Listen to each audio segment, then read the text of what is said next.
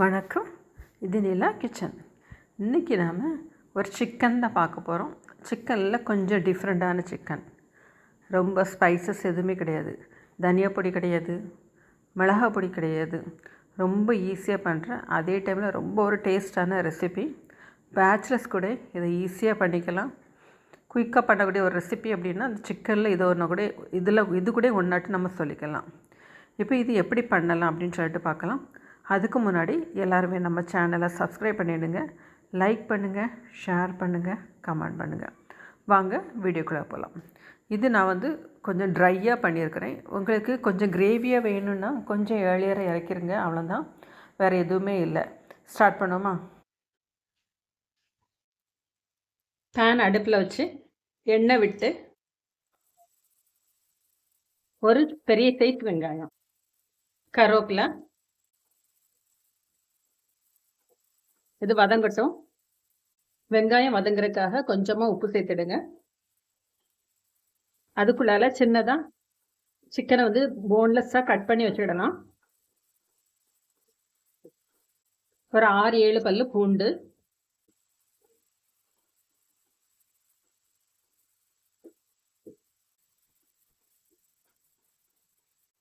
வெங்காயம் வதங்கி வரதுக்குள்ளால மிக்சி ஜாரில் பழுத்த தக்காளி 2, 1 டீஸ்பூன் சோம்பு, 1/2 டீஸ்பூன் ஜீரகம், ஒரு 1/2 டீஸ்பூன் நல்ல மிளகு, இதை அரைச்சி எடுத்துடலாம்.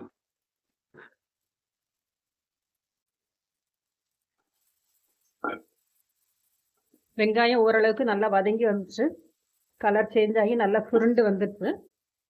2 டீஸ்பூன் இஞ்சி பூண்டு பேஸ்ட்டு,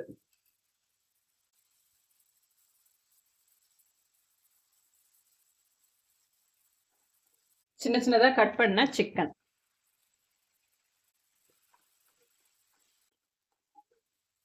நல்லா பெரட்டி ஒரு 5 நிமிஷம் ஸ்லோ ஃப்ளேமில் இருக்கட்டும். நீரெல்லாம் அதில் வெளியில் வந்து அது கொஞ்சம் வெந்து வரட்டும். தண்ணி எதுவுமே நம்ம சேர்க்கல, இன்னும் தண்ணி எதுவுமே தேவைப்படாது. கொஞ்சமாக மஞ்சள் பொடி சேர்த்துடலாம்.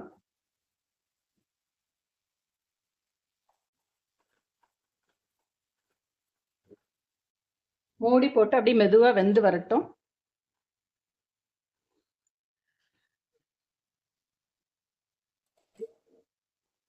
நடுவில் கொஞ்சம் கிளறி கொடுத்துடலாம். ஸ்லோ ஃப்ளேம்லேயே வெந்து வரட்டும்.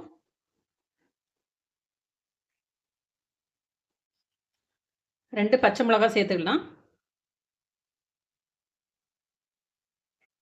இப்போ மறுபடியும் மூடி வச்சு வேக வச்சிடலாம்.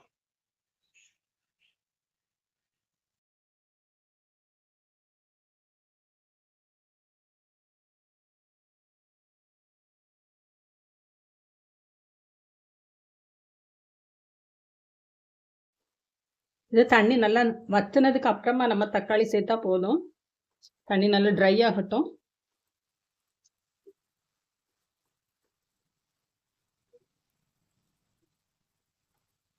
இன்னும் ஒரு 2 நிமிஷத்துல தண்ணி நல்லா வத்திரும். சிக்கன் நல்லா வெந்துச்சு, தண்ணி நல்லா வத்திட்டு பாருங்க. இப்போ நம்ம அரைச்சி எடுத்த தக்காளி, சோம்பு, ஜீரகம், நல்ல மிளகு, மிக்ஸி கழுவுனா தண்ணி கொஞ்சமா விட்டுருவோம். இப்போ நல்லா மிக்ஸ் பண்ணி விட்டுருங்க.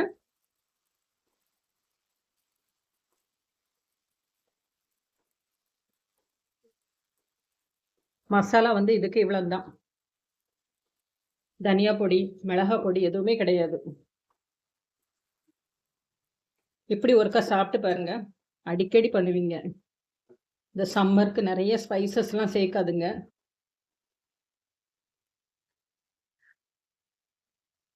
இப்போ சிக்கனுக்கு தேவையான அளவுக்கு உப்பு சேர்த்துடலாம்.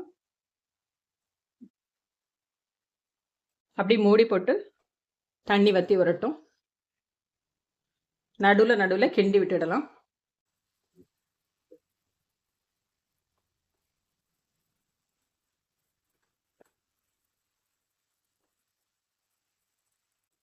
தண்ணி கொஞ்சம் நல்லா வத்தி வரட்டும். கொஞ்சம் செமி கிரேவியாக வேணும் அப்படின்னா நீங்கள் இந்த ஸ்டேஜில் இறக்கிடலாம். எல்லாமே வெந்தாச்சு. இப்போ எனக்கு ட்ரையாக வேணும் அப்படிங்கிறதுனால நான் எண்ணெய் கொஞ்சம் வச்சு எடுக்க போகிறேன்.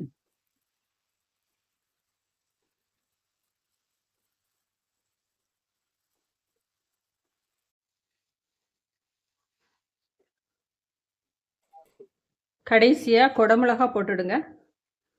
வீடியோ கட் ஆயிடுச்சு.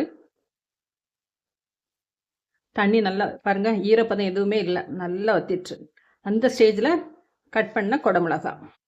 இந்த குடமிளகா என்ன கொஞ்சம் வதங்கி வந்தோடனே நம்ம இப்போ ஸ்டவ் ஆஃப் பண்ணிடலாம். நம்மளோட டிஷ்ஷு வந்து ரெடி ஆயிடும். ஒரு ஸ்லோ ஃப்ளேமில் ஒரு 5 நிமிஷம் இருக்கட்டும்.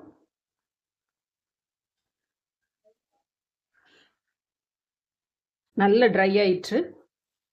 இந்த குடமிளகா போட்டனால அந்த அரோமா வந்து நல்லா இருக்கும் அந்த சிக்கனில் ஏறி.